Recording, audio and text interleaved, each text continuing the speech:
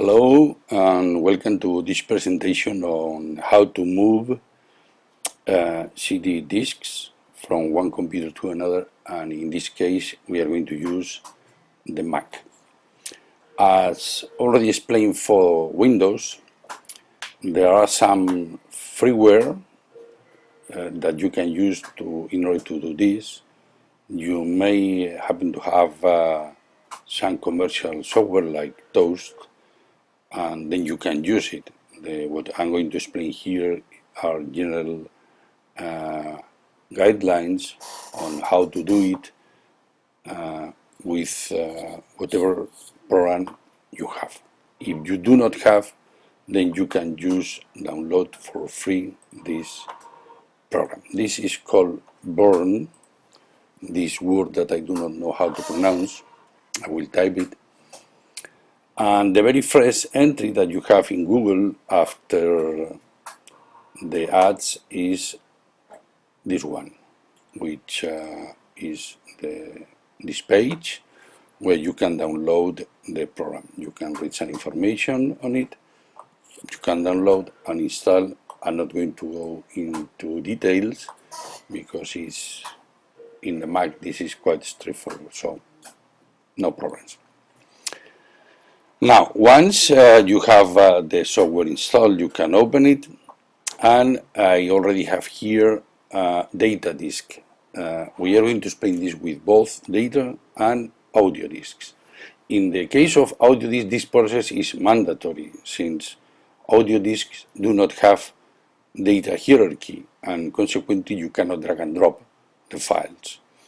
In the case of data disks, you can do drag and drop, but you may miss some hidden files that usually are in the disks. This is especially true in the case of DVD.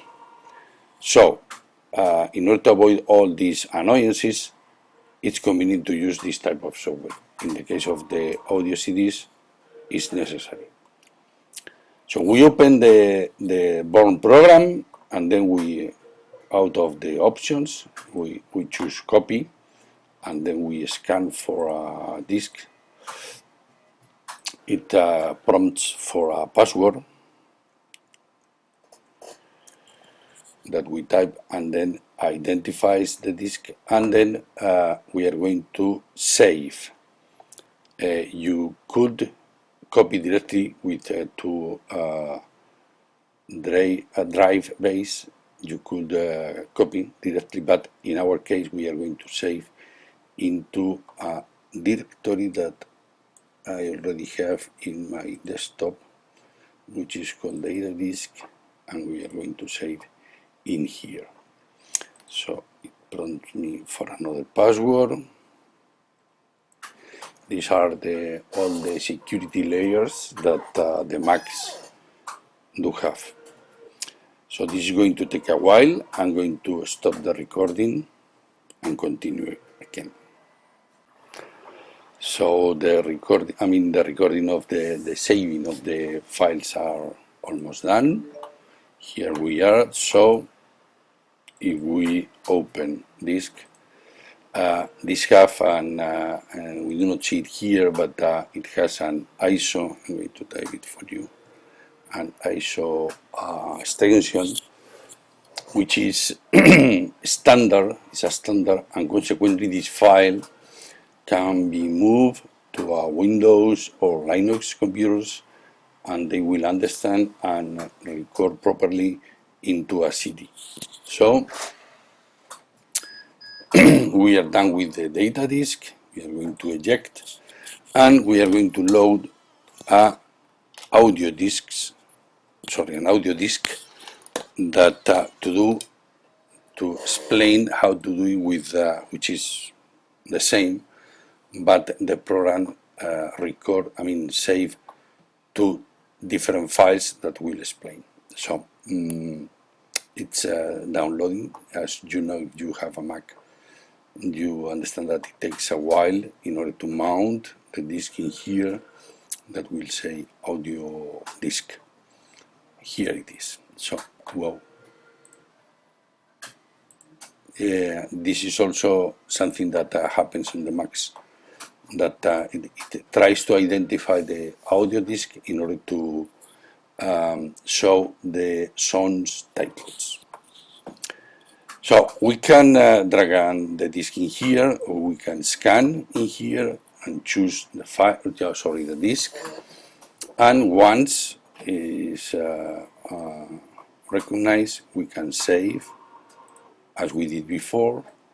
And I have here another folder ready. So we are going to save it here, and we'll do the same. I'm going to stop the recording and continue whenever it is about to finish. So here I'm back with the finishing of the audio disk saving, which is in here, and this has two files, okay? The audio CD ISO, which is not the extension is not shown, which holds the actual data of the music, but this file, since this, as explained, the audio CD do not have data hierarchy, this file is necessary in order to write properly whenever we want to record a CD. So once we have the files, either the music or data, what we need to do is to compress the data disk. This is convenient in order to move to another computer through internet, and this one also compress. If we receive them, what we will do is to decompress and get these two directories. So what I'm going to do now is to simulate what we will do once we get the files into our computer from a remote computer. It can be us or you, if we send to you the master disk. So I'm going to insert a blank disk, and in order to copy the data file, well, we can do it either.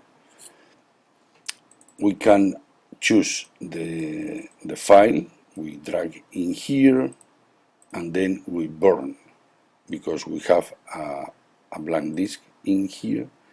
So it prompts me, it's reading, say here ignore. So now identifies the disk, then we burn, it's opening, it will take a while, I will stop the recording and come back to you whenever it's about to finish. I will wait to the start. This takes a while because when you record, the software needs to do a laser calibration, and this takes a while. It's not like reading. Reading is much faster, but recording takes a while until it starts, and then it goes all the way. So here it is. We will stop and come back. So we are about to finish with the recording. Now it's closing the session, since this is the data file, a data disk. It's saved in a session. Okay, so once it's finished, I'm going to, I have here the disk with all the files, the same structure that it had the original disk. So what we have done is to simulate how to move the one data disk from this computer to your computer, or vice versa. So I started with a data disk that I dumped into this directory with this program, burn program. Then we compress, we send it to you, and you decompress, and you did the opposite, to burn with this program into a disk that is here. Okay, so now I'm going to do the same. I'm going to eject this disk, and I'm going to do the same with another disk for the audio disk. You will see that is more or less the same. It will, so we are going to scan.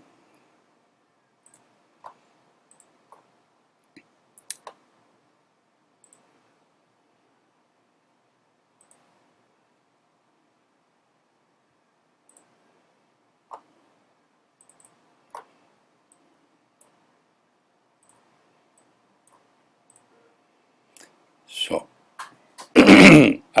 what I did was to drag and drop the file that holds the information on how to write the actual data which is in this file. So we're going to burn. It will take a while until it like before. So I'm going to stop in here and come back to you whenever it's about to finish. So we are finishing the recording of the audio CD into a blank disk that I have in the bay of the portable computer, this portable computer. So it's finishing. Whenever it mounts, now as before, iTunes try to identify the songs which are in here. It is one audio track only, but it will try to identify, as explained in another section of our web. iTunes use GraceNote database in order to identify the titles of the songs, and it's what it did. So in this case, as before, we have simulated how to, starting from an audio CD, we dumped all the data into a file, we compress the file, we send it to you, then you decompress the file, got a folder with 2 files, and then you drag and drop this file into the program and burn one audio disk, which is this one. So this is for, as said, you can use the same procedure with commercial software like Toast. So basically it's the same. Okay. So this is this is it for today. Thank you for watching. See you next time. Bye.